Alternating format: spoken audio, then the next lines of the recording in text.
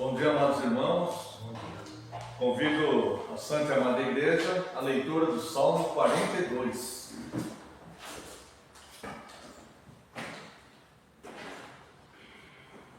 Nossa alma anela ou deseja o nosso Deus.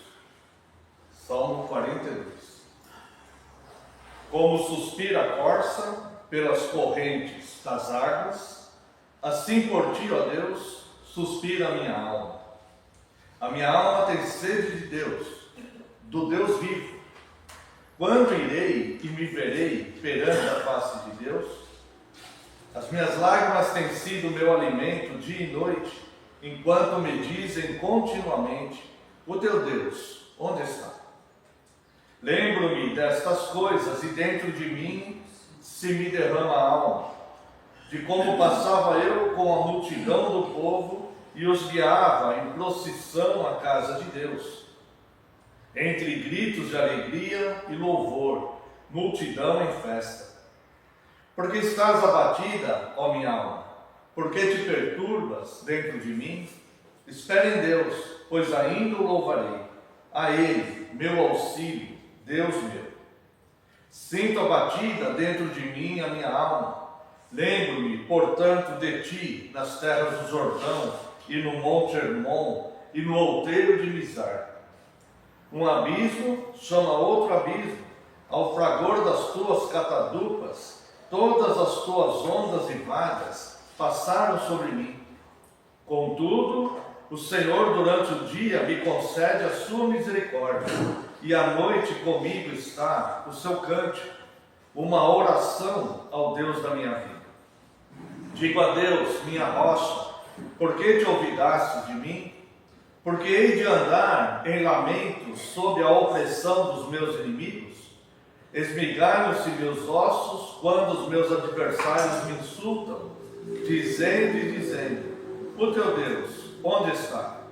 Por que estás abatida, ó minha alma? Por que te perturbas dentro de mim? Espere em Deus, pois ainda o louvarei, a Ele, meu auxílio e Deus meu. Gentilmente convido a Santa e Amada Igreja que se coloque em pé. Louvemos a Deus com o Salmo 42.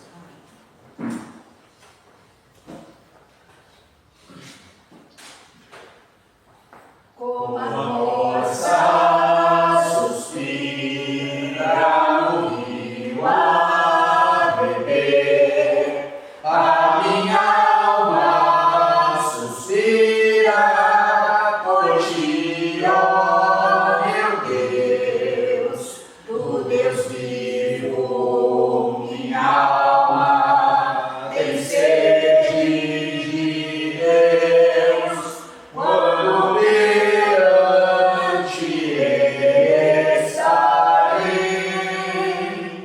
Dia e noite meu choro tem sido meu pão, pois a mim dizem sempre: teu Deus, onde está?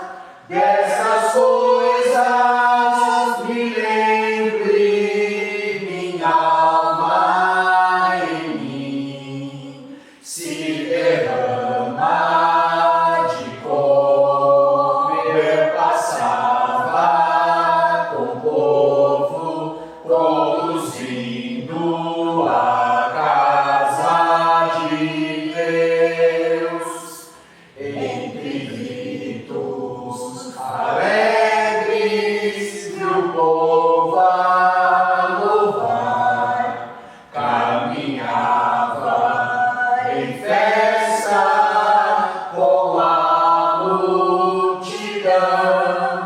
Porque estás abatido, minha alma, porque dentro em mim perturbada estás.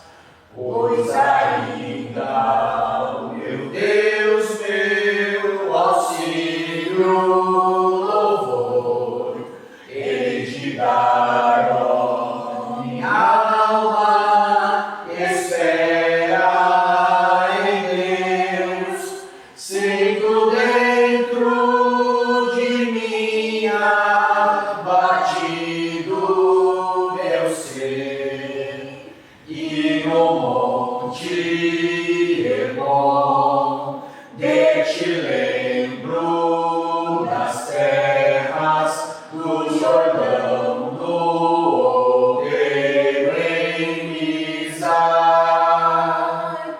Um abismo está, outro abismo a chamar, ao fragor das tuas águas em queda correr, tuas ondas e vagas passaram, Senhor, todas elas cobriram meu ser, mas regi ao Senhor, concedeu-me mercê, e de noite comigo está seu louvor, uma prece ao Senhor,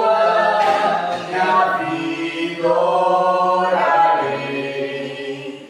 Digo a Deus, minha rocha, porque te olvidaste e me tens esquecido, ó Senhor. Porque de andar em lamento e opressão, sob a mão de inimigos, meus ossos ao pó, adversários me insultam, repetem sem fim. Dizer Deus, o teu Deus, onde está? Porque estás, ó minha alma, batida em mim, perturbada, porque dentro em meu coração indarei de louvores a Deus dirigir,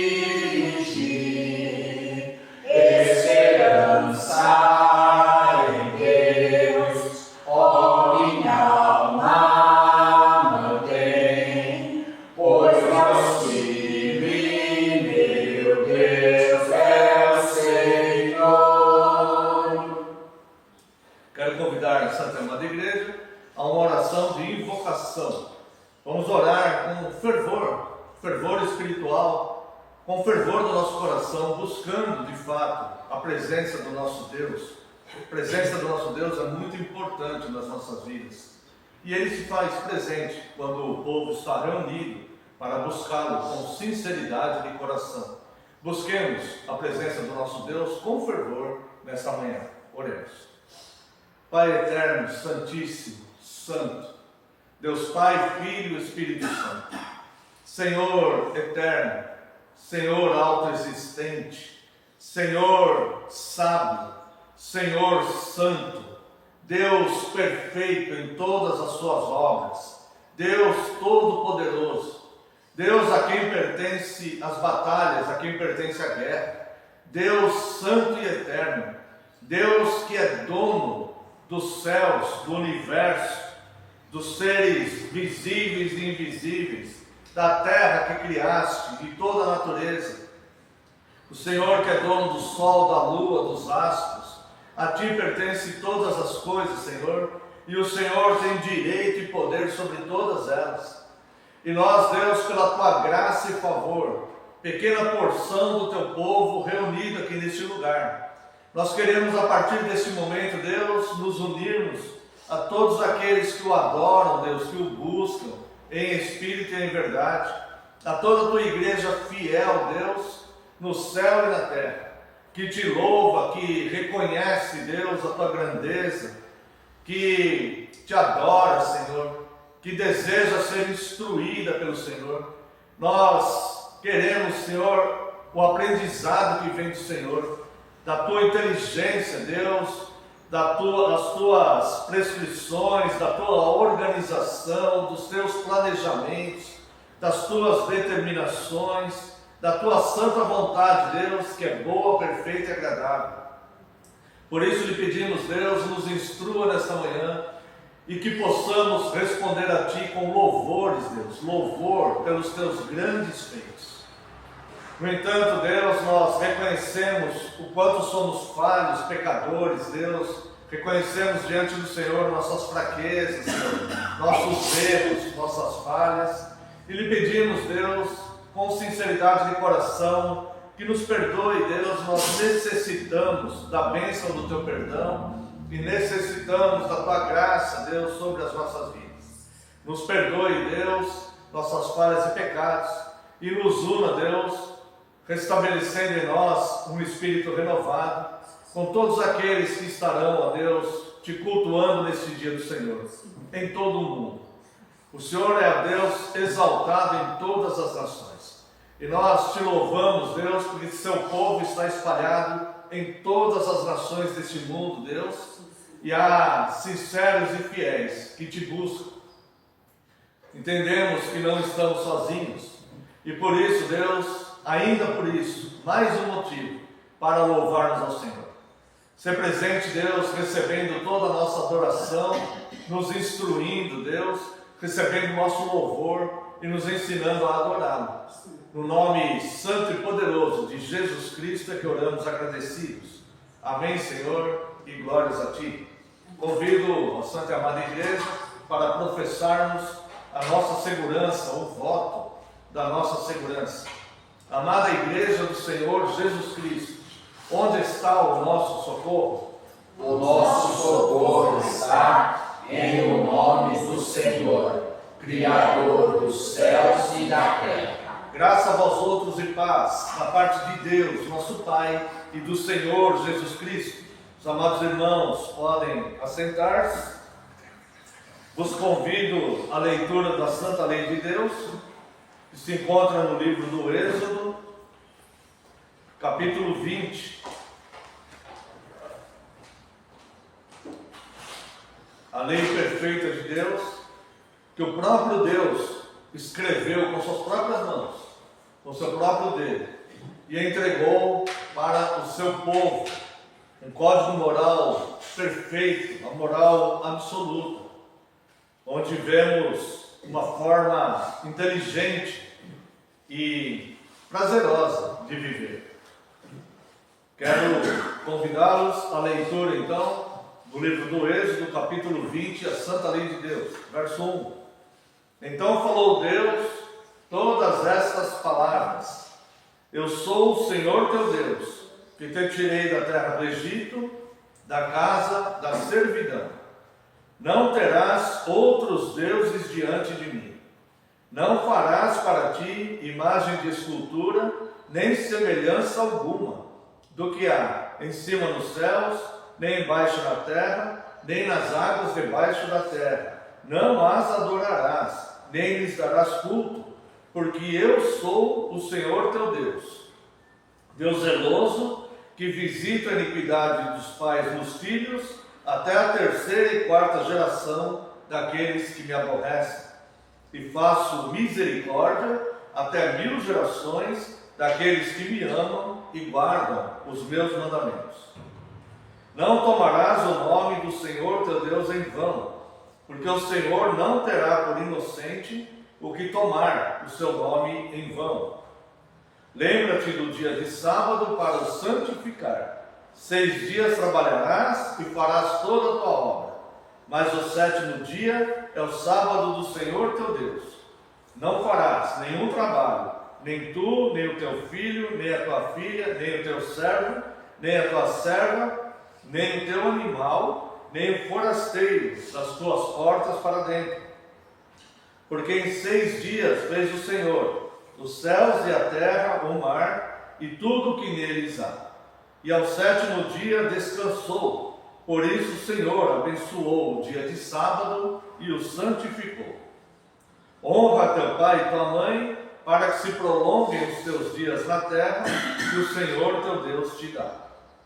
Não matarás, não adulterarás, não furtarás, não dirás falso testemunho contra o teu próximo.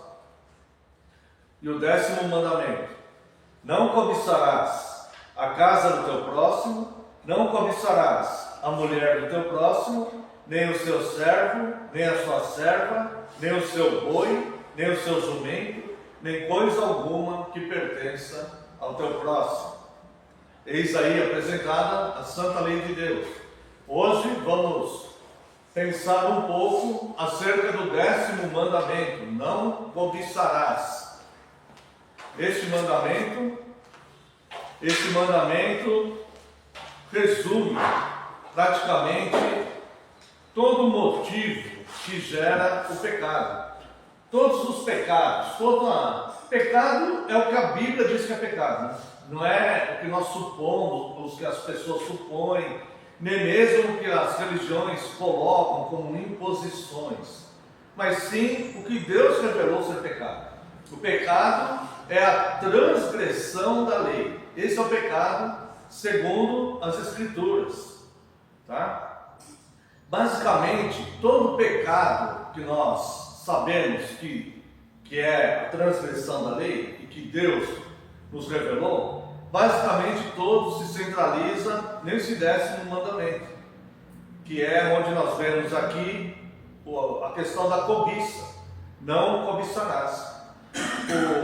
O irmão do Senhor Jesus, Tiago, que escreveu a sua carta, ele diz que o pecado, ele nasce da própria concepção da cobiça do homem.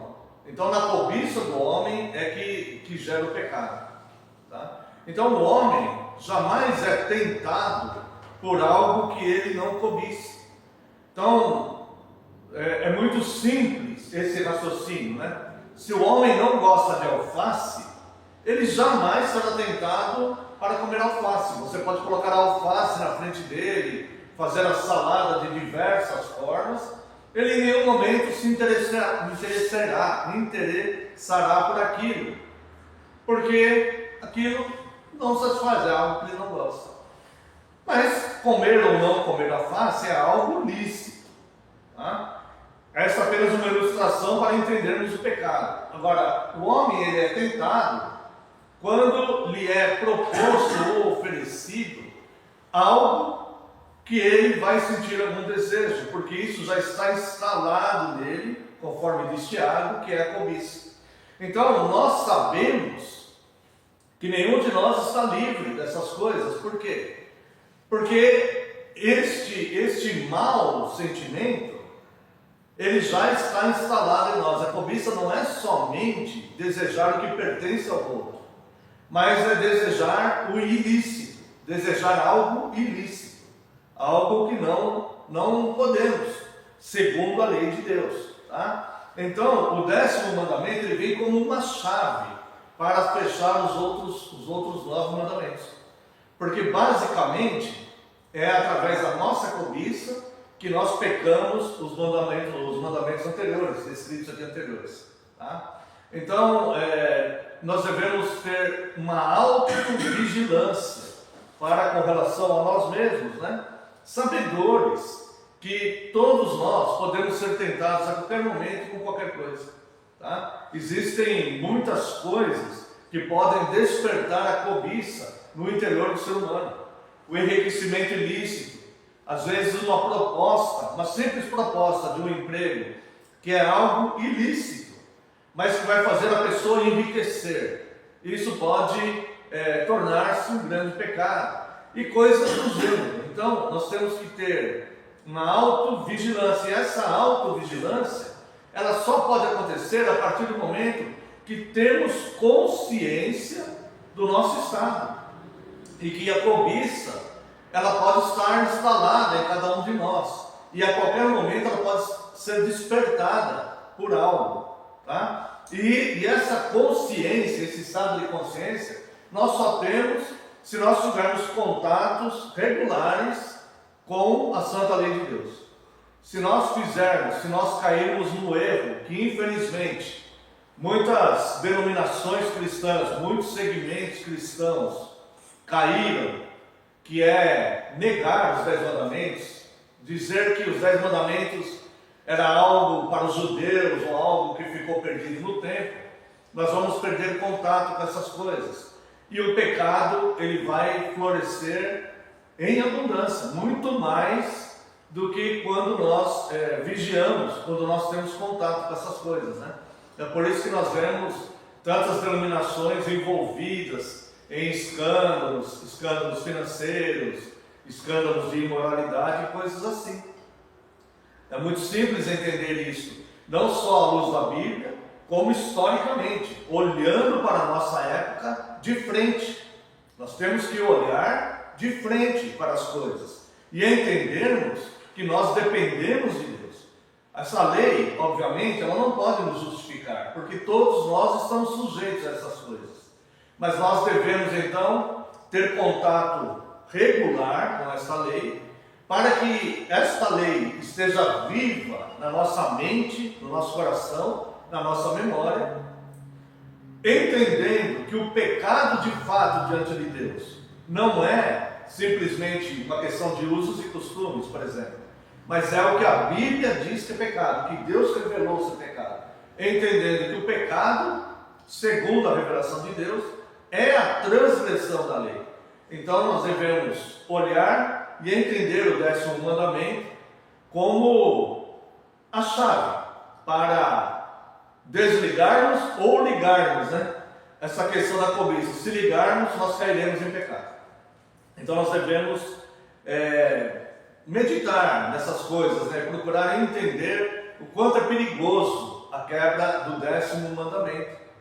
Então nós devemos, obviamente, evitar, né? Desejar tudo que pertence a outra pessoa, né? Os bens materiais, enfim, tudo que está descrito aqui no 10º mandamento, e também entender que essa cobiça, ela está instalada no homem, porque Tiago diz, né, que o homem é tentado segundo a sua própria cobiça, tá? Então nós devemos amortecer isso, né, e desenvolver as questões espirituais.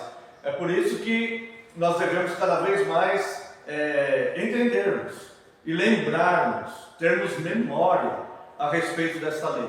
Ela não vai nos justificar, não vai, porque infelizmente todos nós quebramos essa lei, né? Não há distinção entre nós, alguém que cumpra perfeitamente essa lei, infelizmente não. Enquanto estamos neste corpo, nós não conseguimos cumprir fielmente essa lei. Quem nos justifica é Cristo, mas como resposta a Deus, pelo grande amor com o qual Ele nos amou, nós vigiamos e meditamos, evitando cada vez mais quebrarmos esses mandamentos da santa lei de Deus. Então, o não cobiçarás, o 10º mandamento, é algo que exige a nossa atenção, porque de fato, coisas que nós nunca desejamos, não queremos, essas coisas não nos tentarão, né? Mas coisas que nos agradam aos olhos, ao pensamento, é ali que geralmente está o perigo, né, de errarmos aí, falharmos na nossa caminhada, tá bom? Então o 10º mandamento, não cobiçarás, que possamos meditar, olhar para nós mesmos com segurança, né? Cuidarmos da igreja de Cristo também, para que não cometamos os erros que vemos cometidos fora, né? E olharmos com sinceridade para nós, em todos os segmentos da nossa vida, né? Olharmos cada um para nós mesmos, tá? Para que a gente possa, cada um para si mesmo, né? Eu coloquei o verbo errado, né? Eu olhar para mim mesmo e os irmãos olharem para si mesmos, para que nós possamos então minimizar, evitar, diminuir, né, este grande mal, tá bom? Então o 10º mandamento é: não cobiçarás, não só o que é dos outros, mas não cobiçarás o ilícito, tudo que a santa lei de Deus nos mostra ser ilícito. Quero convidar a Santa Amada Igreja a uma oração de confissão. Como temos o hábito litúrgico, esta oração silenciosa. Caso houver algum pecado que foi cometido e não confessado, esse momento é oportuno. E se o Espírito Santo de Deus nos alertar que nós quebramos o 10º mandamento em algum momento, se sentir o desejo voluntário, que possamos também pedir perdão a Deus, pois Deus é rico em perdoar, tá bom? Então que nós possamos pedir perdão a Deus e saber que Deus nos olha com ternos afetos de misericórdia, tá? Que possamos confessar com sinceridade diante de Deus. Vos convido a uma oração silenciosa de confissão. Eu estarei orando em voz audível. Oremos.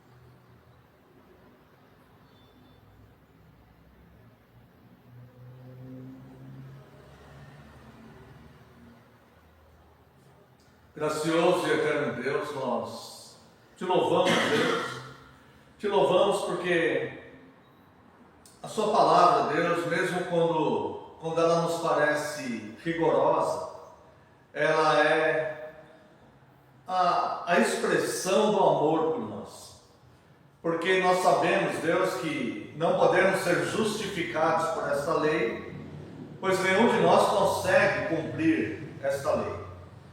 E a sua misericórdia o fez enviar Cristo por graça para nos justificar diante do Senhor. E somos gratos por isso. No entanto, Deus, nós nos detestamos porque não conseguimos cumprir a lei e queremos, Senhor, ser gratos ao Senhor e viver de forma que satisfaça ao Senhor. Eis o conflito humano, eis o conflito do cristão neste mundo. Por isso, Deus, nós lhe pedimos sinceras desculpas pelos nossos erros. Lhe pedimos, Deus, que o Senhor nos ajude, Deus, a sempre nos lembrarmos da Tua santa lei e termos uma vigilância pessoal acerca do 10º mandamento, Deus, para que não cobicemos o ilícito. Nós cuidamos muitas vezes para não cobiçar o que pertence aos outros, mas nos esquecemos de não cobiçar o que é ilícito diante do Senhor, pois a sua palavra nos diz que o pecado é a transgressão da lei. Nós queremos, Senhor, viver de forma satisfatória, Deus, e por gratidão a Ti, nós lutamos para observar os mandamentos. Pedimos perdão, Deus, pelos nossos erros cometidos, pelos nossos pecados, pelas nossas falhas. Clamamos a Ti, Deus, que restabeleça em nós um coração puro, um espírito inabalável, e que o Senhor nos ajude, Deus, na nossa peregrinação, até o grande dia, Deus, onde estaremos com o Senhor. Seja o Senhor voltando, ou seja o Senhor nos levando para si. Muito obrigado pela Tua graça e amor. No nome santo de Jesus oramos. Amém, Senhor. Obrigado pelo Teu perdão. Amém. Quero convidar a Santa e Amada Igreja para louvarmos a Deus com o hino 489. Durante este cântico, deste louvor, deste hino, aquele que sentir o desejo de estar ofertando, este momento será oportuno. Hino 489. Preciosas são as horas na presença de Jesus, comunhão deliciosa da minha alma com a luz.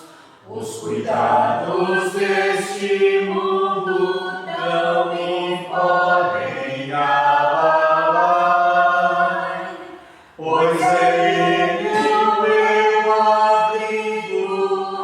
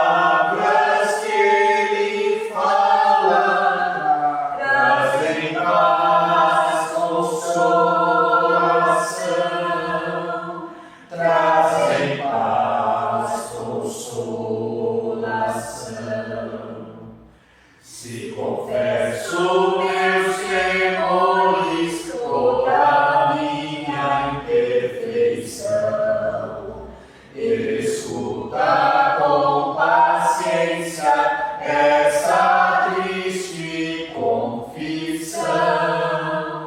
Com ternura repreende meu pecado e todo mal. É Jesus o meu amigo, o melhor e o mais leal, o melhor e o mais leal. Se quereis saber quão doce é a secreta comunhão, podereis muito bem prová-la e tereis compensação. Procurai estar sozinhos em conversa com Jesus.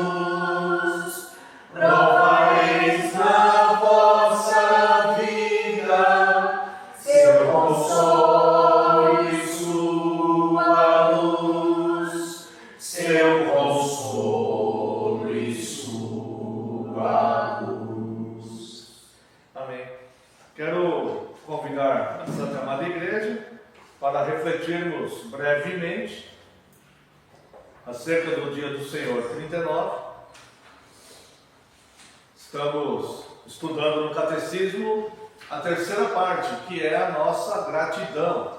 Nós já estudamos o prólogo, que é qual é o nosso único consolo na vida ou na morte, que é saber que não, nosso único consolo na vida ou na morte é saber que não pertencemos a nós mesmos, mas que pertencemos de corpo e alma ao nosso Senhor Jesus Cristo.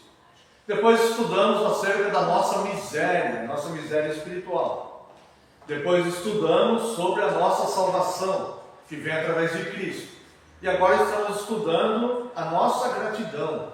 E nela se encontram os 10 mandamentos. Nós procuramos guardar os mandamentos por gratidão a Deus. Como já dissemos, não podemos ser justificados por eles, mas somos gratos a Deus. Agora chegamos no Dia do Senhor 39, que fala acerca do 5º mandamento: honra teu pai e tua mãe, para que se prolongue os teus dias na terra. E eu quero convidar os amados irmãos à pergunta 104. O que Deus exige no 5º mandamento? Resposta: que eu demonstre toda honra, amor e fidelidade ao meu pai e à minha mãe, e a todos os meus superiores, que eu me submeta devidamente à sua boa instrução e disciplina, e que também seja paciente com as suas fraquezas e defeitos, pois é a vontade de Deus nos governar pelas mãos deles.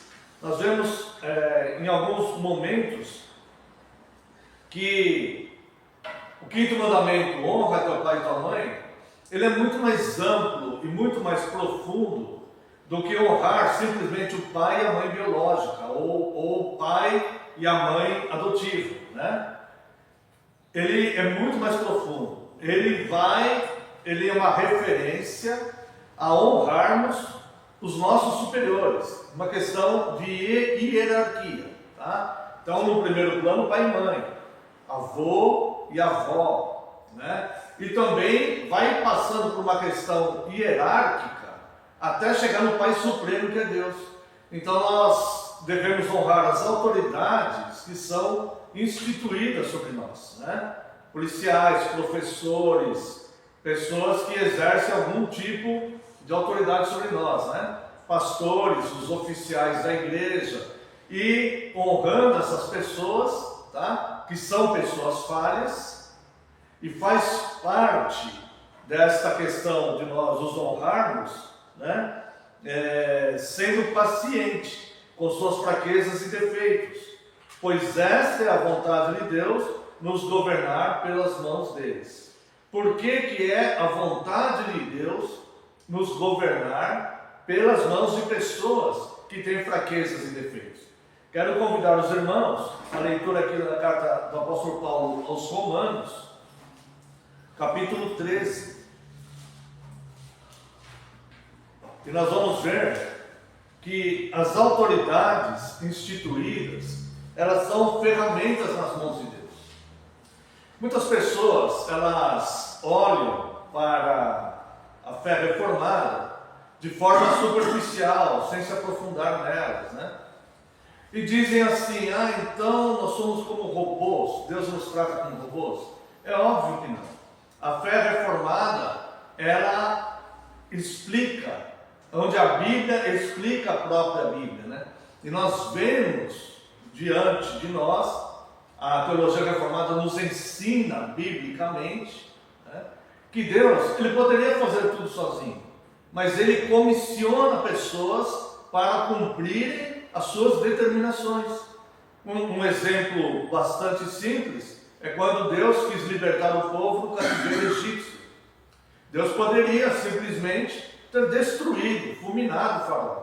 Deus mostrou ali grande poder, não só nas 10 pragas, como o poder de abrir o mar para que o povo passasse. Deus mostrou a sua glória, Deus mostrou grande poder ali, inegavelmente.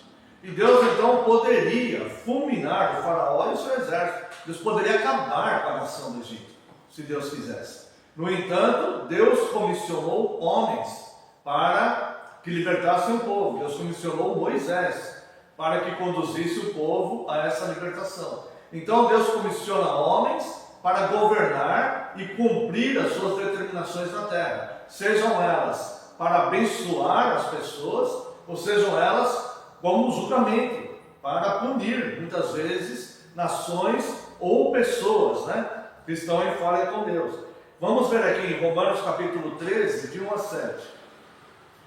Todo homem esteja sujeito às autoridades superiores. Isso aqui está de acordo com o 5º mandamento. Honra teu pai e tua mãe, para que se prolonguem os seus dias na terra. Todo homem esteja sujeito às autoridades superiores, porque não há autoridade que não proceda de Deus, e as autoridades que existem foram por ele instituídas. Então veja só aqui uma coisa. O homem, ele acha que está na casa dos seus pais, mas ele não quer honrar o seu pai e a sua mãe. Então ele foge da sua casa e vai morar numa comunidade, certo? Ele está isento do mandamento de Deus. Agora ele pode desonrar pai e mãe porque ele simplesmente saiu do alcance do braço do pai e da mãe. Ele está ausente? Não. Diante da lei de Deus, não. Ele pode não estar mais desrespeitando a casa dos seus pais, mas ele continua sujeito àquelas autoridades, até que ele se torne um homem ou uma mulher adulta e constitua sua família, seja ele o seu próprio pai e mãe. Mesmo assim, ele deve honrar o seu pai e sua mãe o resto da sua vida, mesmo depois que seu pai e sua mãe partirem desse mundo. Então a lei de Deus, o que eu quero dizer com isso, amados irmãos, é que a lei de Deus ela é muito mais profunda do que nós imaginamos. Porque nós temos a sensação que nós temos um poder na mão. O adolescente, ele tem a sensação que ele tem um poder na mão. Ele fala assim: olha, eu não quero honrar meu pai e minha mãe, então eu saio da minha casa e vou morar com outras pessoas que não exerçam uma autoridade sobre mim. Ele tem essa sensação. No entanto, ele está descumprindo o mandamento do Senhor. Tá? Então o que nós vemos é que Deus, na sua sabedoria, nós não devemos, essa atitude de fugir é um sentimento que nós temos de nós nos governarmos por nós mesmos e não sermos mais sujeitos ao governo de Deus. Então, eu não quero que meu pai e minha mãe governem sobre mim, e eu quero sair e eu mesmo me governar em outro lugar. Essa sensação de poder que o homem tem o engana. Por quê? Aprove a Deus que aquele pai e aquela mãe governassem sobre ele. Aquele pai e aquela mãe foram instituídos por Deus sobre a vida daquela pessoa. E aquela pessoa está dizendo para Deus: eu não quero me submeter à autoridade deste homem e dessa mulher. Não quero. Eu quero eu mesmo me governar. E assim, em todas as instâncias da nossa vida. Então veja, irmãos, que Deus é sábio. E o homem, muitas vezes, quer ser o próprio Deus. Ele quer fazer o trabalho de Deus. Ele não quer se submeter a Deus. Mas ele quer muitas vezes fazer o trabalho de Deus. É assim, por exemplo, quando nós desejamos muito uma coisa e ficamos exigindo a Deus que nos conceda aquilo. Ou então, quando queremos tomar decisões que não estão de acordo com a hierarquia dos superiores que Deus colocou sobre nós. Então, nós devemos honrar esses superiores, mesmo sabendo que eles têm fraquezas e erros, eles têm debilidades, e nós devemos ser pacientes. Então, como diz, no dia do Senhor 39, nós devemos ser pacientes com essas fraquezas que esses superiores têm, porque eles têm, porque todos nós temos, Então, quando você cria o seu filho deve honrar você, mas ele deve ser paciente com as suas fraquezas, porque você tem essas fraquezas. Todos nós temos, tá? E assim nós, com relação a todos aqueles nossos superiores. Então, todo homem esteja sujeito às autoridades superiores. Aqui é uma ordem doutrinária apostólica. E aqui vai explicar o porquê dessa ordem. Porque não há autoridade que não proceda de Deus. E as autoridades que existem foram por Ele instituídas. Tá? Então, o nosso compromisso é com Deus. Em guardar a lei de Deus. Verso 2. De modo que aquele que se opõe à autoridade resiste à ordenação de Deus. E os que resistem trarão sobre si mesmos condenação. Então veja, como Deus é amoroso em todas as coisas. Tá? Então Deus, Ele institui essas autoridades. Essas autoridades tinham que ser essas autoridades. Por quê? Porque elas procedem da sabedoria de Deus. Sejam essas autoridades para nos abençoar ou para nos punir, ou para nos ensinar, muitas vezes de forma dolorosa, alguma coisa. Mas sempre existe um propósito específico de Deus. Então toda a autoridade foi instituída por Deus. Certo? O pastor da tua igreja, os oficiais da tua igreja foram instituídos por Deus. Os professores que te dão aula na escola foram instituídos por Deus. O policial que aborda na rua e pede teu documento foi instituído por Deus. Nada foge do controle de Deus. Qual é o nosso único consolo na vida ou na morte? Saber que não pertencemos a nós mesmos, mas pertencemos de corpo e alma a Cristo, nosso Salvador. De forma que tudo que aconteça na nossa vida tem o controle dele. Então tudo tem um propósito específico na nossa vida. E todas as coisas cooperam para o bem daqueles que amam a Deus. Tá? Então veja, Deus institui essas autoridades, isso é segurança para nós. Mesmo se essas autoridades instituídas sobre nós, aparentemente, no primeiro plano, possam ter uma mão pesada sobre nós. Digamos, um pai e uma mãe que não sejam pessoas de boa índole e que nos tratem de forma pesada. Tá? Isto, de alguma forma, vai cooperar conosco, porque todas as coisas cooperam para o bem daqueles que amam a Deus, certo? Então, tudo bem, claro, casos assim de abusos, o governo pode tirar e tudo mais, tal, mas estamos sempre assim, submissos a autoridades, autoridades superiores àqueles pais. O governo, por exemplo, é uma autoridade superior àquele pai, mas mesmo assim devemos honrar esse pai e essa mãe, tá? Não nos submeter aos abusos, mas honrar a esse pai e essa mãe. De modo que aquele que se opõe à autoridade resiste à ordenação de Deus. E os que resistem trarão sobre si mesmos condenação. Por quê? Porque estão quebrando o mandamento.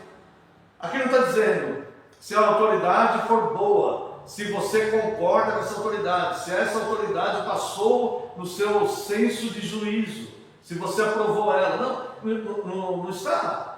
ninguém nos colocou nessa posição de fazer essa apreciação para ver se aprovamos ou não. Essa autoridade vem de cima, vem de Deus. Tá? Porque, verso 3, porque os magistrados não são para temor quando se faz o bem, e sim quando se faz o mal. Queres tu não temer a autoridade? Faze o bem e terás o louvor dela. Pegue isso e amplie acima das autoridades humanas, certo? E chegue na autoridade superior, né? Porque é uma hierarquia, né? Começa com pai e mãe, certo? Honre teu pai e tua mãe, começa com pai e mãe, e vai indo por todas as autoridades até chegar no Pai Supremo, que é Deus. Amplie este verso 3 até chegar no Pai Supremo. Porque os magistrados não são para temor quando se faz o bem, e sim quando se faz o mal. Então, se nós escolhermos afrontar e se escolhermos o mal, aí temos motivo para temor. Tá? Mas se nós procuramos com o nosso coração honrar de fato ao nosso Pai Superior, certo? Então estamos seguros e descanse nisso. Tá? Queres tu não temer a autoridade? Faz o bem e terá o louvor dela. Quantos personagens bíblicos tiveram o louvor de Deus? Você já ouviu falar disso? Enoque, o homem que andava com Deus. Davi, o homem segundo o coração de Deus. Né? E vários outros personagens bíblicos, tanto do Antigo como do Novo Testamento. João, o discípulo a quem Deus amava, quem Cristo amava.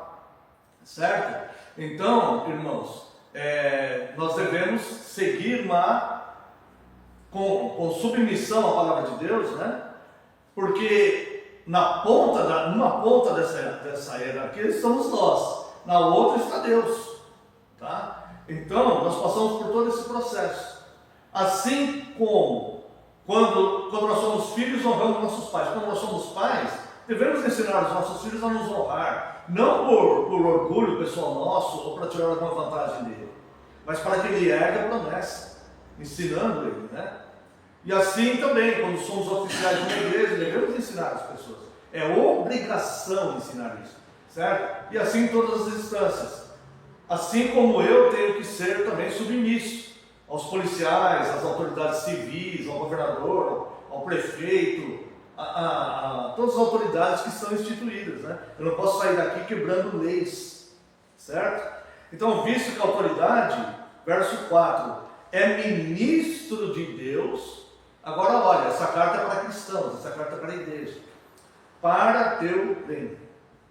A autoridade é ministro de Deus para o teu bem. Se fizeres o mal, teme, porque não é sem motivo que ela traz a espada, pois é ministro de Deus, vingador, para castigar o que pratica o mal. É necessário que lhe estejais sujeitos, não somente por causa do temor da punição, mas também por dever de consciência. Então veja aqui a nossa gratidão a Deus. É procurar, então, eu não vou ser submisso a meu pai e minha mãe, as autoridades instituídas a mim, só porque eu tenho temor de uma consequência aí que eles possam fazer, né? Não por isso, ou as autoridades civis e tal, mas porque é um dever de consciência do cristão. Guido de Bresse, quando ele escreve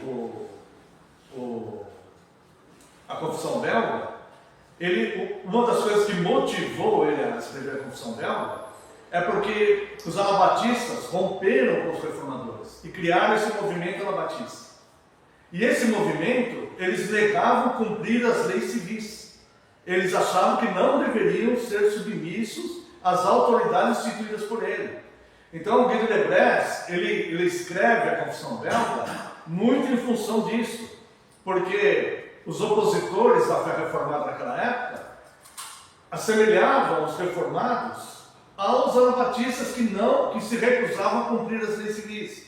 Mas os reformados cumpriam as leis civis e ensinavam que deveriam cumprir as leis, ensinavam Romanos 13 para as pessoas, Salmo 15, ensinava para as pessoas. Mas eles acusavam os reformados de serem como os anabatistas, e Guido de Bresse foi morto por isso, mesmo ensinando, escrevendo uma confissão, ensinando que deveria que o cristão deve honrar as autoridades, ele foi injustamente condenado como se fosse um anabatista que não cumpria as leis. Então, a fé reformada ensina as Escrituras. E nós devemos então cumprir a lei. Por quê? Dever de consciência. Nós honramos as autoridades que são instituídas sobre nós. Por esse motivo também pagais tributos, porque são ministros de Deus atendendo constantemente a esse serviço. Pagai a todos o que lhes é devido, a quem tributo, tributo, a quem imposto, imposto, a quem respeito, respeito, a quem honra, honra. Eis o cristão. É assim o cristão.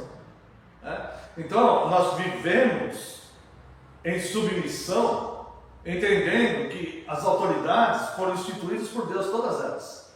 E há uma hierarquia aí que começa no meu pai e na minha mãe, que é o primeiro nível de autoridade sobre mim. Foi meu pai e minha mãe, certo? Já, infelizmente, já não estão mais aqui, mas foram o primeiro nível de autoridade sobre mim. Hierarquicamente, aponta lá o nível máximo, é o nosso Pai Superior. E é Ele que institui todas essas autoridades, né? Então, quando nós lemos, honra teu pai e tua mãe, para que se prolongue os seus dias na terra, respeite toda a autoridade instituída pelo teu Pai Superior. Porque foi Ele que instituiu todas essas autoridades sobre você. Tá? Para que você tenha uma vida segura, que não tenha temor. Confia. Tá? Porque nosso único consolo na vida e na morte é saber que não pertencemos a nós mesmos. E tudo que venha de Cristo, a quem pertencemos, é proveitoso para nós, né? Todas as coisas cooperam para os que amam a Deus. Há punições que vêm dessas autoridades? Tá? Mas nós honramos essas autoridades não por meio das punições, mas por um dever de consciência. Por ser um dever de consciência, não adianta fugir. Não adianta fugir da minha casa para meus pais, não adianta fugir do país onde estão as autoridades ali instituídas, não adianta fugir de lugar nenhum. Porque de Deus nós não vamos fugir. E nós estamos quebrando o mandamento de Deus. E não simplesmente mandamentos e ordens dos homens. Tá? Então, o quinto mandamento é para a nossa segurança. É amor de Deus, né? Então que nós devemos honrar. Mesmo nossos pais já tendo partido deste mundo, o Senhor Deus já tendo os levado, nós devemos honrar a memória deles e o nome deles. Tá? E nós devemos também honrar, né, toda a autoridade que Deus instituiu sobre nós, porque foi Deus que instituiu. Ninguém cai de paraquedas nesse mundo, porque esse mundo tem um governo, e um governo sábio, seguro. Tá? Agora, compete a nós obedecermos por um dever de consciência. Quero convidar a Santa e Amada Igreja para louvarmos a Deus com o hino, com o Salmo 1. Não andemos segundo o conselho de pessoas que não conheçam as Santas Escrituras e que muitas vezes nos aconselham por caminhos errados. Salmo 1.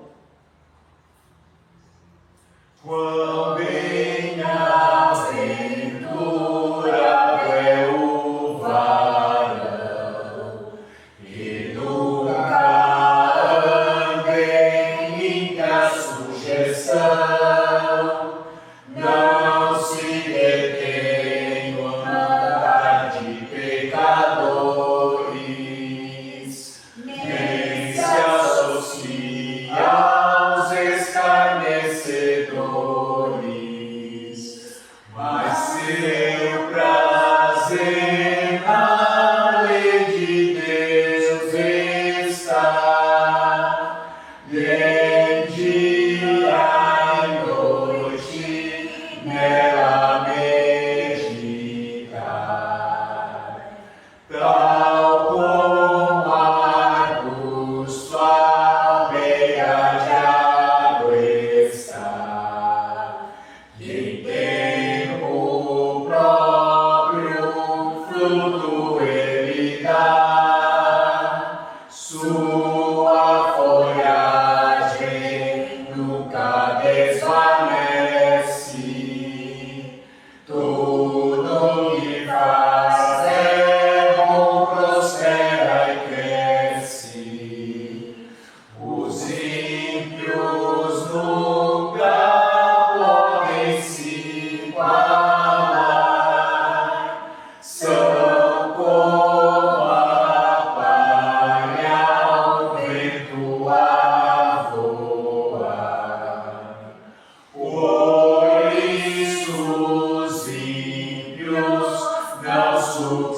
existirão, e no juízo todos cairão, entre os justos, quando congregados, serão os pecadores derrubados. Dos justos Deus conhece o caminhar, mas ímpio seu caminho morrerá. Convido a Santa e Amada Igreja para a leitura no livro dos Salmos, Salmo 116,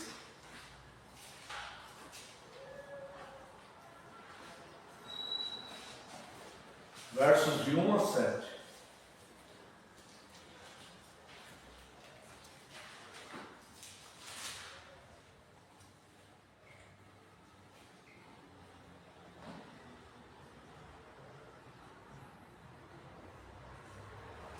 Salmo 116, de 1 a 7.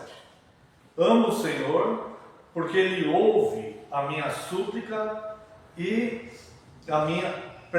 Amo o Senhor, porque Ele ouve a minha voz e as minhas súplicas, porque inclinou para mim os seus ouvidos. Invocá-lo-ei enquanto eu viver. Laços de morte me cercaram, e angústias do inferno se apoderaram de mim. Caí em tribulação e tristeza. Então invoquei o nome do Senhor. Ó Senhor, livra-me a alma. Compassivo e justo é o Senhor. O nosso Deus é misericordioso. O Senhor vela pelos simples. Achava-me prostrado e Ele me salvou. Volta minha alma ao teu sossego, pois o Senhor tem sido generoso para contigo. Também quero convidar a Santa Amada Igreja, leitura do Evangelho de João, capítulo 5, leremos dos versos 1 a 18. Evangelho de João, capítulo 5, versos 1 a 18. Passadas estas coisas, havia uma festa dos judeus e Jesus subiu para Jerusalém. Ora, existe ali, junto à porta das ovelhas, um tanque chamado em hebraico Betesda, o qual tem 5 pavilhões. Nestes jazia uma multidão de enfermos, cegos, coxos, paralíticos, esperando que se movesse a água, porquanto um anjo descia em certo tempo agitando. E o primeiro que entrava no tanque, uma vez agitada a água, sarava de qualquer doença que tivesse. Estava ali um homem enfermo, havia 38 anos. Jesus, vendo-o deitado e sabendo que estava assim há muito tempo, perguntou: queres ser curado? Respondeu-lhe o enfermo: Senhor, não tenho ninguém que me ponha no tanque quando a água é agitada, pois enquanto eu vou, desce outro antes de mim. Então lhe disse Jesus: levanta-te, toma o teu leito e anda. Imediatamente o homem se viu curado, e tomando o leito, pôs-se a andar, e aquele dia era sábado. Por isso disseram os judeus ao que fora curado: hoje é sábado e não te é lícito carregar o leito. Ao que ele lhes respondeu: o mesmo que me curou me disse: toma o teu leito e anda. Perguntaram-lhe eles: quem é o homem que te disse: toma o teu leito e anda? Mas o que fora curado não sabia quem era, porque Jesus se havia retirado por haver muita gente naquele lugar.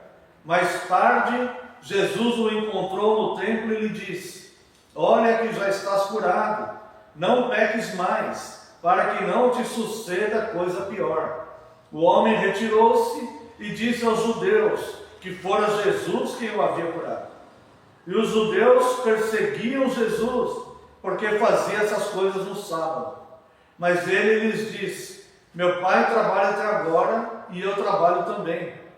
Por isso, pois, os judeus ainda mais procuravam matá-lo, porque não somente violava o sábado, mas também dizia que Deus era o seu próprio Pai, fazendo-se igual a Deus. Até aqui vamos a uma breve oração. Pai Santo e Eterno, nós te louvamos, Senhor, e te agradecemos pelo imenso privilégio de estarmos em santa comunhão, neste culto que é devido a Ti, Senhor. Neste momento, Deus, nós ansiamos, anelamos pelas Tuas instruções. Senhor, não tenho nada que eu possa ensinar. Eu apenas quero ser um veículo, Deus, um instrumento nas Tuas santas mãos. No entanto, sou falho e pecador, e por isso, mais uma vez, eu lhe peço sinceras desculpas e peço perdão pelos meus pecados. Eu rogo a Ti, Deus, que envie Teu Santo Espírito, e que tudo que for falado aqui seja ministrado pelo Teu Santo Espírito, que não saia nada dos meus lábios, que não venha expressamente do Senhor, através do Teu Santo Espírito. Também rogo a Ti, Deus, que nesse momento eu diminua, eu desapareça, e só prevaleça a Tua palavra, porque a Tua palavra é a verdade. No nome santo e poderoso de Jesus Cristo é que oramos. Amém, Senhor. Amada Igreja do Senhor Jesus Cristo, venho vos proclamar Cristo, o libertador das falsas crenças. Esse texto começa que Jesus sai da Galileia, quando nós vemos ali o verso 4, verso 43. Passados 2 dias, partiu dali para a Galileia. Então nós vemos que Jesus ele sai da Galileia e se dirige a Jerusalém. Jerusalém, ele representa na estrutura bíblica o lugar santo, onde as pessoas deveriam caminhar em romaria, em procissão, para irem adorar ao Deus vivo.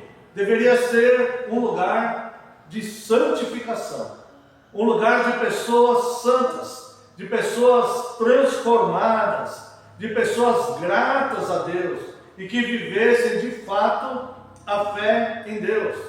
Então Jesus ele sai da Galileia e vai para o lugar onde deveria haver a santidade, o respeito, a reverência por ser ali a presença de Deus que os judeus acreditavam. Mas quando ele chega em Jerusalém, não é isso que ele encontra. Ele encontra duas faces diferentes que não deveria fazer parte de algo tão intenso como a presença de Deus. Uma festa mundana e uma falsa crença. Jesus, quando ele chega em Jerusalém, ele encontra pessoas que se divertem, não uma festa por celebrar a Deus, porque Deus gosta das festas, mas uma festa onde reunia pessoas se divertindo, e ele encontra ali o mau uso da fé, ou seja, a distorção da fé, tá? Ele encontra ali uma falsa religião que envolvia aqueles judeus, tá? Havia ali uma festa, não sabemos exatamente qual era essa festa, e havia ali um tanque que até hoje está ali, e que na época se chamava Betesda, que significa casa de misericórdia. Ou seja, o lugar onde deveria haver misericórdia era um lugar de pura crueldade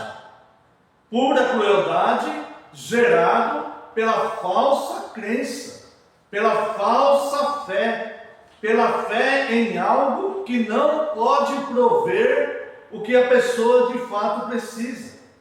Vamos entender melhor. Isso aqui parecia o que acontece no mundo hoje. Algumas pessoas em festa, sem saber que festa é, totalmente alienada com os problemas sociais, esquecidas totalmente que existem pessoas que dependem de ajuda, de necessidade, de um compromisso para que as coisas sejam feitas corretamente, segundo o amor de Deus. Ou seja, eles estavam no lugar que deveria ser um lugar santo, mas as pessoas estavam preocupadas com o seu próprio bem-estar. Enquanto alguns metros dali, alguns talvez quilômetros ali, uma pouca distância dali, havia um lugar, um tanque, onde miseráveis eles jaziam ali. Eram pessoas que tinham diversos problemas, eram cegos, eram coxos, eram paralíticos, eram pessoas que estavam com as mais diversas debilidades, estavam ali largadas todos os dias. Enquanto alguns, isso no lugar santo, enquanto alguns festejavam, sabe-se lá o que, outros estavam num momento de adversidade muito forte, sem o verdadeiro amparo espiritual. Porque eles acreditavam numa falsa crença. Já ensinei para os irmãos que esta ideia que o anjo descia e movia as águas, não era a doutrina de Deus isso. Isso aqui era uma crença que eles tinham. Eles acreditavam naquilo. Ninguém saía curado de lá. Eles acreditavam que aquilo iria acontecer, que o anjo desceria, moveria as águas, e o primeiro que caísse na água seria curado. Irmãos, esse lugar chamava Casa de Misericórdia. Que misericórdia cruel! Uma misericórdia perversa. Essa não é a misericórdia de Deus. A misericórdia de Deus, ela é abençoadora. É Deus tendo compaixão das pessoas, derramando graça, usando de misericórdia com essas pessoas. A falsa religião é cruel, ela é perversa. Gerou ali uma espécie de competição entre aqueles enfermos. Quando Jesus pergunta para aquele homem: o que queres? Queres ser curado? Aquele homem responde: eu quero ser curado, mas eu sou um paralítico. Quando o anjo mexe a água, outros já correram na frente e já pularam. É só um, é só uma medalha de ouro, é só o melhor, é só o que for mais ágil, é só o que for mais rápido, é só o que tiver mais competência física, é só o privilegiado que vai receber a cura. Ora, eu não vejo em toda a Bíblia, nem mesmo na ação dos romanos, uma crueldade tão grande quanto essa da falsa religião, da falsa crença, que impõe, imprime, aterroriza, oprime a mente das pessoas, que seguem uma fé totalmente cruel. Ou seja, depende dele e não do amor de Cristo. E olha que interessante, quando Cristo chega naquela festa, quando Cristo chega naquele tanque de Betesda, ele vai curar justamente alguém que nunca tinha ouvido falar dele, para que fique claro e patente que não foi a fé daquele homem que o salvou, que o curou, mas sim a autoridade de Deus em fazer algo por aquela pessoa, a autoridade de Cristo. Note que diferença da falsa religião com o verdadeiro Cristo. A falsa religião é uma misericórdia cruel, perversa, que depende do homem dar altas ofertas, depende da capacidade do homem de fazer algo para ser abençoado. Cristo veio instalar o reino de Deus no coração dos homens, e veio derramar a graça de Deus. Nem sermos salvos nós podemos fazer por nós mesmos. Para tudo nós dependemos de Deus, conforme o próprio Cristo ensina em João capítulo 15, verso 5, versículo que é negado pela maioria das igrejas ou segmentos cristãos, que negam a autoridade de Deus na salvação. Cristo fala: sem mim nada podeis fazer. A autoridade é absoluta de Deus. Então Cristo ele entra ali e não de forma aleatória, mas de forma organizada, racional, inteligente. Ele vai diretamente no homem que não o conhecia e cura aquele homem. Então nós vemos que havia uma festa e havia um tanque onde jazia uma multidão de enfermos. Um espelho do mundo, das sociedades, das circunstâncias. Alguns se alegram, outros sofrem. Um mundo incoerente que prega a paz, mas que não aceita a paz. O mundo que não quer a paz. O mundo que promove a guerra. O mundo que promove a desunião entre as pessoas. O mundo que promove a desestruturação dos casamentos. O mundo que promove a rebeldia dos filhos contra os pais. O mundo que promove o distanciamento das sociedades para com Deus. A inversão da moral. O mundo hipócrita, que diz que a igreja é hipócrita. Mas é um mundo que prega a paz e não faz nada para manter a paz. O mundo que prega a desunião. O mundo que prega que a vontade do homem deve estar acima de qualquer outra situação. O mundo que prega que a pessoa deve se amar muito mais a ela própria, o verdadeiro narcisismo, egoísmo, do que amar o outro. E talvez por isso aquelas pessoas estavam ali em festa, celebrando o quê? Celebrando a morte, celebrando a sepultura, celebrando a sua ida para o inferno, celebrando o seu próprio mal, celebrando as consequências do pecado, celebrando a sua própria ignorância, celebrando as trevas. Enquanto, em pouca distância dali, pessoas que precisavam de um consolo, de uma palavra, de uma ajuda, pessoas que estavam entregues totalmente a uma falsa e herética crença em nome de Deus. E aí Jesus então, ele vai lá, entre aqueles aflitos, uma lista assustadora. Veja o verso 3. Esperando que se movesse a árvore, porquanto um anjo descia em certo tempo. Veja que esse verso, estou lendo o verso 4, perdão, mas é o verso 3. Nestes pavilhões, porque, vamos ler o 2. Ora, existe ali junto à porta das ovelhas um tanque chamado em hebraico Betesda, que significa casa da misericórdia, o qual tem 5 pavilhões. Nestes jaziam uma multidão de enfermos, cegos, coxos e paralíticos. Olha que coisa assustadora.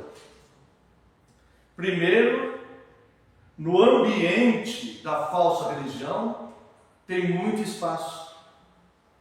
No ambiente da falsa fé, da crença perversa, no ambiente da misericórdia cruel, tem muito espaço para abrigar muitas pessoas.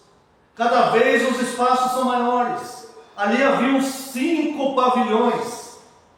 5 pavilhões. Quantas pessoas cabiam ali? Muita gente. Muito espaço. O que me lembra quando o próprio Cristo ensinou que o caminho para a salvação é estreito, é apertado. Poucos acertam por ele. O caminho para a perdição é espaçoso, é largo, é confortável, é atraente, é fácil de seguir. E muitos são os que erram por ele. A falsa religião oferecia um grande espaço, um tanque com 5 pavilhões e que abrigava multidões de miseráveis. Na verdade, multidão singular, mas muita gente, uma multidão de pessoas miseráveis. Não miseráveis porque tinham algum defeito físico. mas miseráveis porque estavam nas garras da falsa crença, da falsa religião, presos ali, esperando um benefício sobrenatural que só o mais capacitado, só o vencedor alcançaria aquilo. Uma crueldade sem limites, ao meu ver, de fato, muito mais cruel do que o braço pesado do Império Romano, que dominava as nações daquela época. Muito mais pesado. Porque diluía a pessoa de dentro para fora, um terrorismo intelectual, mental, que abalava o espírito da pessoa, que trazia aflição à alma, que fazia a pessoa, além da pessoa estar numa situação desesperadora no mundo, ainda fazia a pessoa se sentir impotente, incapaz, o pior de todos, porque dependeria dele próprio a cura, a sua cura. Ele deveria chegar primeiro lá. Ou dependeria dos seus amigos, dos seus parentes. A culpa estava em alguém. Porque ninguém me leva primeiro lá quando o anjo mexe a água.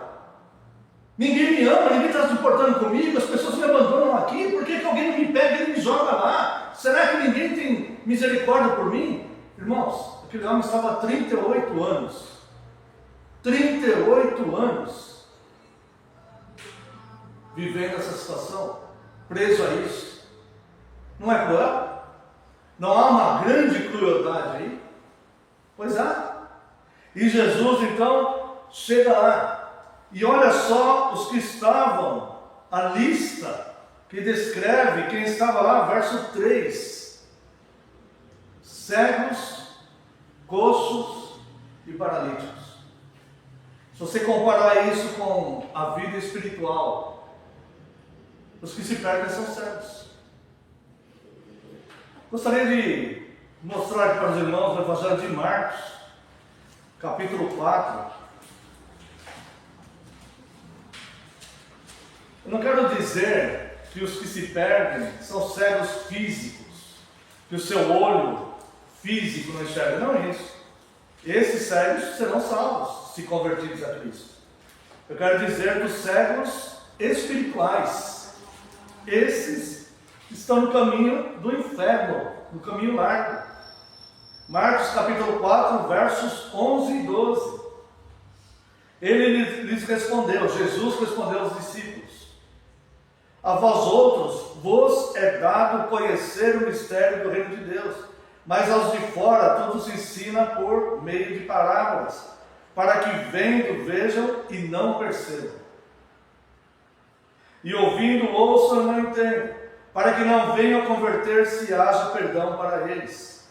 Para que vendo, vejam e não percebam. Esta é a cegueira do Espírito. São as trevas da ignorância que joga a pessoa numa falsa crença cruel como esta. Mas que a pessoa é incapaz de ver a misericórdia de Cristo, a bondade e o amor de Deus, que enviou o próprio Filho para vir buscar aquela pessoa. Isso eles não veem, isso eles rejeitam, isso eles não aceitam. Mas as falsas crenças, eles recebem de bom grado e ficam presos lá. Talvez porque tenha 5 pavilhões e seja um lugar espaçoso. Ficam presos nessa tirania do mal. Totalmente encerrados na sua própria ignorância, nas trevas intelectuais, nas trevas do conhecimento. Enquanto Cristo chega aqui e fala: conhecereis a verdade, e a verdade vos libertará. Mas rejeitam a verdade. Haviam ali, além de cegos, haviam também coxos. O que é o coxo? O coxo é que dá um passo certo e um passo errado. É aquela pessoa que dá um passo no caminho de Cristo e um passo no caminho do mal. Dá um passo no caminho de Cristo e um passo no caminho do mal. Parece aquela ilustração. Já viram? Que tem o céu de um lado e o inferno do outro. Um homem caminhando em cima do muro. E do lado do céu, isso é uma ilustração, obviamente. Do lado do céu, as pessoas gritando: desce daí, vem para cá, pula para cá, desce daí. E ele olhava para o lado do inferno e só viu o diabo lá. O diabo estava quietinho. O diabo sentadinho lá, só olhando, não falava nada. O diabo não fazia nenhum esforço. E ele olhava para o lado do céu e todo mundo lá, pula para cá, desce daí. E olhava para o lado do inferno e o diabo lá quieto olhando para ele. Aí uma hora ele pergunta, ele faz uma oração e pergunta para Deus: Deus, por que do lado do céu está todo mundo dizendo para eu pular e sair daqui? E do lado do inferno o diabo está lá calmo, sereno e quieto. E Deus responde: porque o muro pertence ao inferno. Então você já está no inferno. Se você não sair daí, você vai para o inferno. E o coxo espiritual é aquele que dá um passo no reino, dá um passo fora, dá um passo. Ele não lembra, ele não sabe, ele não entende, ele não vê que o salvo é aquele que persevera. É o que persevera na fé. É esse. É a doutrina da perseverança dos santos. Aquele que for alcançado, ele vai perseverar. Ele vai perseverar na fé. É esse que vai alcançar a misericórdia. E fala aqui dos paralíticos. Veja aqui, o paralítico, verso 3. Neste jazia uma multidão de enfermos, cegos, coxos, paralíticos. O paralítico é aquele que ele não anda com Cristo. Ele tem que ser carregado. Se tiver algum benefício, ele vai na igreja. Se tiver alguma vantagem, ele vai. Se tiver alguma bênção envolvida, ele vai buscar. Se ele ganhar alguma coisa, se for proveitoso para ele de alguma forma, ele vai. Simplesmente para seguir, para servir a Cristo, ele não pode. Ele tem compromissos, ele tem afazeres. É o único dia que ele tem para descansar, ele não vai. Ele precisa de um fator motivador que lhe dê alguma vantagem para carregá-lo até lá. Só que o cego, o coxo e o paralítico estão esperando na falsa crença. Veja aqui verso 3, verso 4. Vamos ler o 3 de novo. Neste jazia uma multidão de enfermos, cegos, coxos, paralíticos, esperando que se movesse a água. Esses que estão em trevas, esses que não caminham ordenadamente seguindo Cristo, estes que precisam ser carregados para ir a Cristo, eles estão esperando que as águas se movam na vida deles. Eles estão lá esperando. Mas o amor de Deus é tão grande, que Cristo ele vai lá na falsa crença. Ele vai até lá. Ele vai até lá e manifesta a glória dele lá. Fala: olha, a verdade não está nessa falsa crença. A verdade está em mim. Eu sou o caminho, eu sou a verdade, eu sou a vida. O ladrão só vem para matar, roubar e destruir. Esses que você está preso aí nessa falsa crença, você está preso no ladrão, no falso mestre, no falso pensamento, na falsa fé. Isso só vem para matar, roubar e destruir você. Mas eu vim para que você tenha vida e vida em abundância. Quer ser curado dessa tua enfermidade? Isto para mim basta uma palavra. Basta uma palavra. Eu sou a verdade.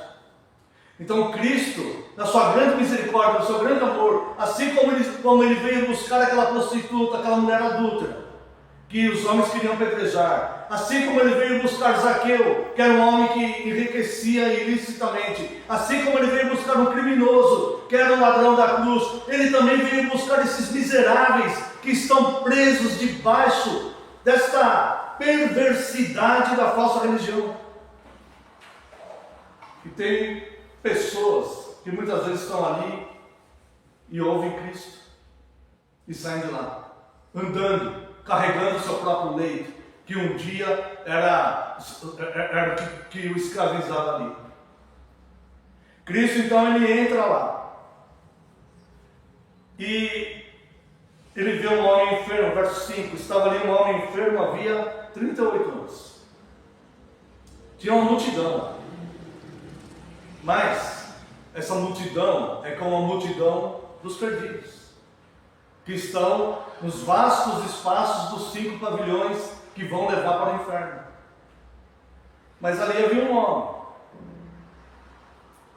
E aí Jesus vendo esse homem deitado, verso 6, vendo deitado e sabendo que estava ali há muito tempo, perguntou-lhe: queres ser curado? Essa informação que ele estava lá há 38 anos é uma informação bíblica para nós. Porque Jesus não pergunta para ele quanto tempo ele estava lá. Jesus simplesmente sabia que ele estava lá há bastante tempo. Jesus não pergunta isso para ele. Leia de novo o texto com atenção. Estava ali um homem enfermo havia 38 anos. Isto é a revelação bíblica nos informando. Certo? Verso 6. Jesus, vendo deitado e sabendo que estava ali há muito tempo, perguntou: queres ser curado? Jesus não pergunta para ele: quanto ele está aqui? Jesus pergunta: você quer ser curado? Jesus sabia que ele estava lá todo esse tempo. Eu não sei quanto tempo nós estamos passando por aflições, mas Jesus sabe. Ele sabe. E qual é o nosso único consolo na vida da morte? Saber que não pertencemos a nós mesmos, mas pertencemos de corpo e alma a Cristo. E seja o que for que Ele fizer, será para nosso benefício. Verso 7, respondeu-lhe o enfermo: Senhor, não tenho ninguém que me ponha no tanque quando a água é agitada, pois enquanto eu vou, desce outro antes de mim. Jesus, aqui, a verdadeira resposta de quem está preso na falsa religião e não conhece Cristo. Não conhece. Aquele homem, ele era muito mais cego do que paralítico. Os seus olhos carnais enxergavam, mas os seus olhos espirituais eram totalmente inoperantes, desligados, apagados, trevas profundas. Olha o que ele fala para Jesus. Ele continua defendendo a sua falsa fé para Jesus, diante de Jesus. Não era alguém, não era um discípulo, não era um cristão que foi lá falar de Jesus para ele. Era o próprio Cristo, a luz do mundo, diante dele, e ele não via. Cegueira infernal, derrota total, miserabilidade humana expressa em todos os sentidos, totalmente miserável. Não conseguia ver a luz do mundo, o rei do universo. Que trágico, que caos. Um homem pendurado numa cruz conseguiu reconhecer Cristo. Este aqui, nos seus 5 pavilhões, espaçoso da sua falsa crença, quer mostrar para Cristo a sua crença, quer justificar-se diante de Cristo, ensinando a sua falsa religião para o rei do mundo. Assim como não existe uma perversidade e crueldade maior do que botar o nome de casa de misericórdia numa falsa religião cruel desta, também não existe absurdo maior do que a pessoa querer ensinar sua falsa religião para o próprio Cristo. E aí Jesus pergunta para ele: quer ser curado? Aí a resposta dele: Senhor, não tenho ninguém que me ponha no tanque. Se eu tivesse alguém que me pusesse no tanque, eu já estaria curado há muito tempo. Mas não tem ninguém que me ponha lá. Ele está preso naquela crença. Esse homem está amarrado, ele está acorrentado. A verdadeira prisão não é a prisão humana, onde colocaram Paulo e Silas, presos em troncos. Isso aí, se Deus manda um anjo quebrar aquilo, Deus envia um terremoto que ela quebra na hora. Essa não é prisão, não. A verdadeira prisão é a espiritual. É como João fala no seu livro do Apocalipse, que Satanás escraviza almas humanas. Estão escravizados na falsa religião, uma verdadeira escravidão. Respondeu, Jesus pergunta: quer ser curado? Ele responde: Senhor, não tenho ninguém que me ponha no tanque quando a água é agitada, pois enquanto eu vou, desce outro antes de mim. Então lhe disse Jesus: levanta, toma o teu leito e anda. Imediatamente. Essa palavra aqui, toda vez que eu vejo ela no Evangelho, em muitas ações de Cristo, eu glorifico a Deus por ela, sabia? Porque demonstra que Deus não tem prazer nenhum no sofrimento humano. quando ele vem para agir, para libertar imediatamente. E ele imediatamente, o homem se viu curado. E tomando o leito, pôs-se a andar. Mas era dia de sábado. Por isso disseram aos judeus a que fora curado: hoje é sábado e não te é lícito carregar o leito. A falsa religião realmente é deprimente, é detestável. Aqueles homens, em vez de se agradarem, se alegrarem, porque aquele que estava enfermo lá há 38 anos, agora está curado, está restabelecido.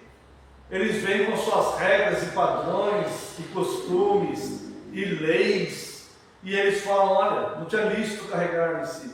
Quase apedrejaram o homem ali. E o mais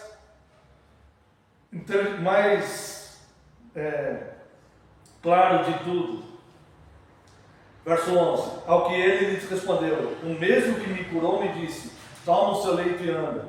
Verso 12: perguntaram-lhe eles: quem é o homem que te disse, toma o teu leito e anda? Mas o que fora curado não sabia quem é. Quantas pessoas estão por aí na falsa religião, crendo na sua própria fé, e elas dizem assim: é a fé que eu tenho em Deus que me cura da minha enfermidade, é a fé que eu tenho em Deus que vai curar o outro que eu vou orar por ele, é a fé que aquela pessoa tem em Deus que vai curar ela. Sim, nós precisamos ter fé em Deus, mas a ação de Deus não depende da nossa fé. A nossa fé tem que ser em Deus e não na nossa própria fé. Nós devemos ser dependentes de Deus.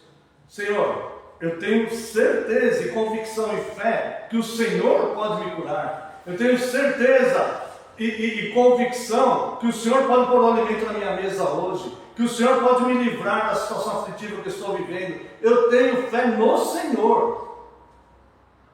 Mas não tem nada em mim que é forte e poderoso e que pode suprir todas as minhas necessidades. Isso seria viver a falsa crença. A fé é no Deus maravilhoso, que eu sou dependente dele, e que eu preciso das bênçãos dele, e que eu preciso que ele estenda a mão e faça algo a meu benefício. Porque somente eu crer, eu não vou poder me autocurar. Mas eu creio que ele pode me curar. E então perguntaram: mas o que foram curados, disse: eu não sei quem é. E Jesus havia saído. Agora Jesus, ele nunca para algo pela metade.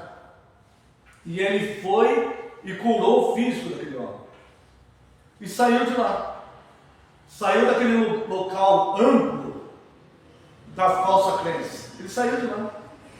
Mas aquele que ele tocou, ele continua a obra, porque a obra que ele começou em alguém, ele vai concluir, ele vai fazer, ele não começa uma obra numa pessoa e essa pessoa simplesmente se perde eternamente. Ele vai voltar lá, porque ele tem propósito naquilo. Verso 13: mas o que fora curado não sabia quem era, pois Jesus se havia retirado, por haver muita gente naquele lugar. Jesus saiu de lá. Verso 14: mais tarde, Jesus saiu naquela hora, não sabemos quanto tempo passou, mas Jesus não se esqueceu daquele homem. Jesus não abandonou ele. Falou: olha, você está curado agora fisicamente, agora você se vira e pelos seus próprios esforços você se salve espiritualmente. Jesus voltou lá e com palavras duras trouxe a verdade da salvação para ele. Mais tarde, Jesus o encontrou no templo e disse: olha que já estás curado, não peques mais, para que não te suceda coisa pior. Jesus voltou a falar com aquele homem, agora em outro ambiente. Agora ele já estava no templo, mas Jesus voltou a falar com ele: olha que já estás curado,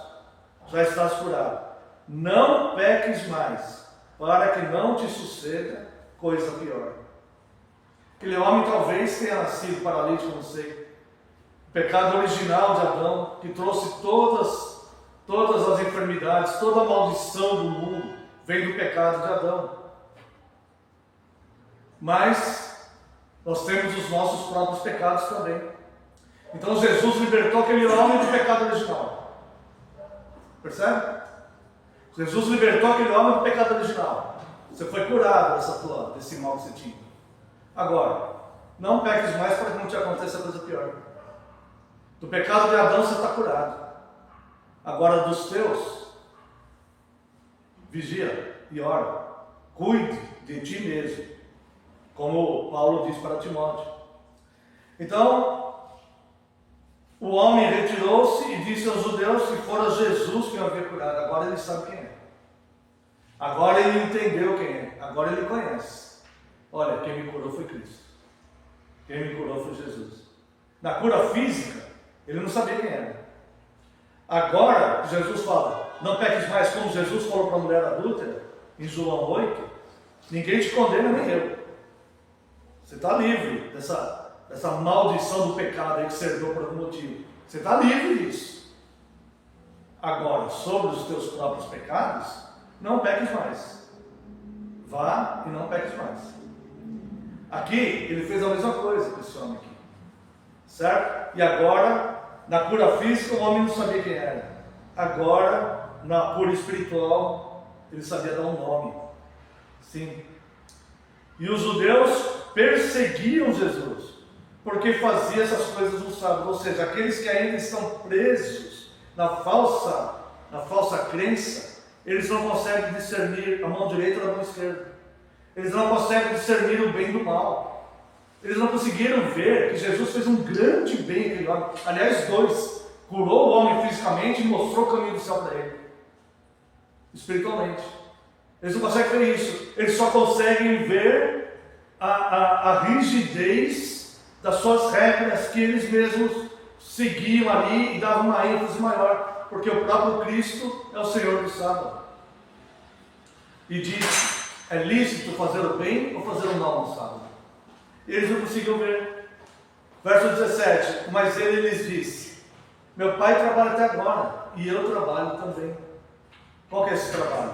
De Deus e de Cristo. Fazer o bem. É lícito fazer o bem. Por isso, os judeus ainda mais procuravam matá-lo. Porque não somente violava o sábado, mas também dizia que Deus era o seu próprio pai, fazendo-se igual a Deus. Ou seja, os judeus o perseguiam porque ele simplesmente era a verdade e falava a verdade. As falsas crenças nos perseguem também, não só porque nós procuramos fazer o bem, mas porque nós falamos a verdade. Então as pessoas, elas devem vigiar sobre si mesmas para que não caiam desses erros da falsa crença. Tanque de Betesda, casa de misericórdia, uma misericórdia cruel. Cristo mostrou a verdadeira misericórdia, que é a misericórdia de Deus, que pode curar o corpo e salvar a alma. Amém. Quero convidar os irmãos para louvarmos a Deus com o hino 168 como resposta a esse sermão.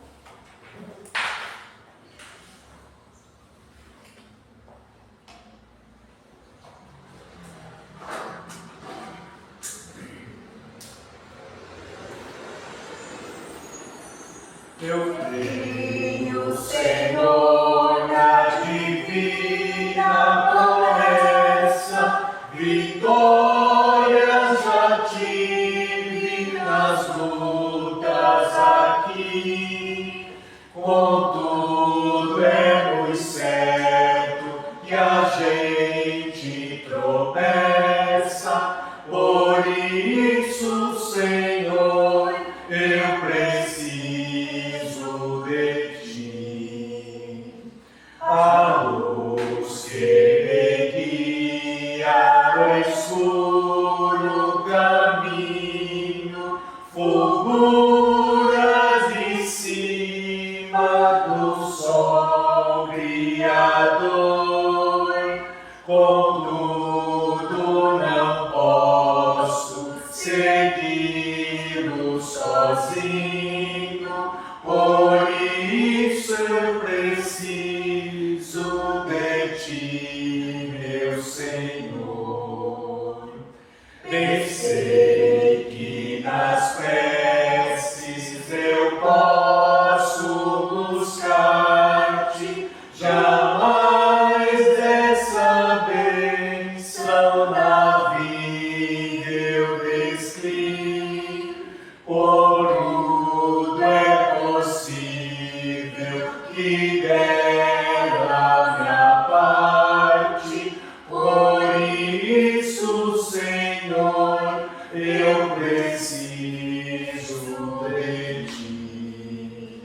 esforços da terra, precário destino, empenho dos homens, riqueza, o que for, não valem a bênção do reino divino. Por isso eu preciso de ti, meu Senhor.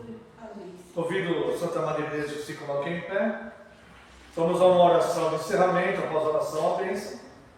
Após a bênção estará encerrado, mas eu tenho alguns avisos à igreja. Oremos.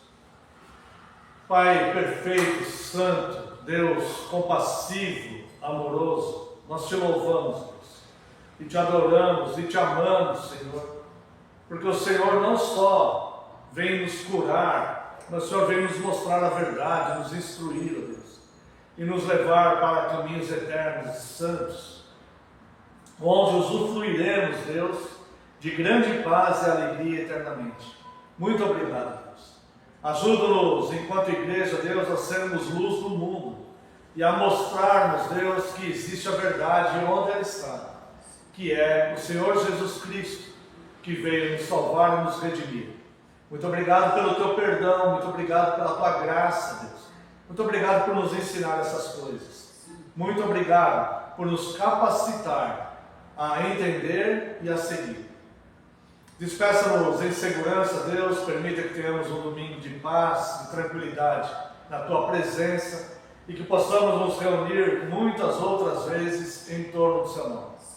E pedimos que, pela tua graça, estenda a mão aos tentados, traga paz aos aflitos, liberte, Deus, aqueles que estão em cegueira espiritual, os coxos, os paralíticos, os cegos espirituais. Ajude-nos, Deus, a levar a mensagem salvadora de Cristo aonde nós pudermos, Senhor. Nos ajude, porque sem ti nós nada podemos fazer. E pedimos pelos enfermos, Deus, pedimos especialmente pelo Bruno e pelo seu Aceli. E pedimos que o Senhor nos proteja e nos livre do mal. Abençoe toda a sua igreja, espalhada em toda a face da terra. Abençoe as autoridades, Deus, instituídas sobre nós. E que possamos ter leis mais justas no nosso país, se for do teu agrado. Abençoe todo o seu povo, espalhado em toda a face da terra, e traga paz a Jerusalém. Oramos no nome santo e sagrado de Jesus Cristo, seu Filho amado. Amém, Senhor, e glórias a ti. Receba a bênção, irmãos. Que a graça do nosso Senhor Jesus Cristo, o amor do Deus Pai e a comunhão e as consolações do Espírito Santo sejam sobre vós, agora e para todos sempre. Amém e amém. Despede-nos com tua paz, despede-nos em teu amor, permite que nós outra vez nos ajuntemos, ó Senhor, permite que nós outra vez nos ajuntemos, ó Senhor. Encerrado, irmãos, peço que os irmãos se sentem um minuto.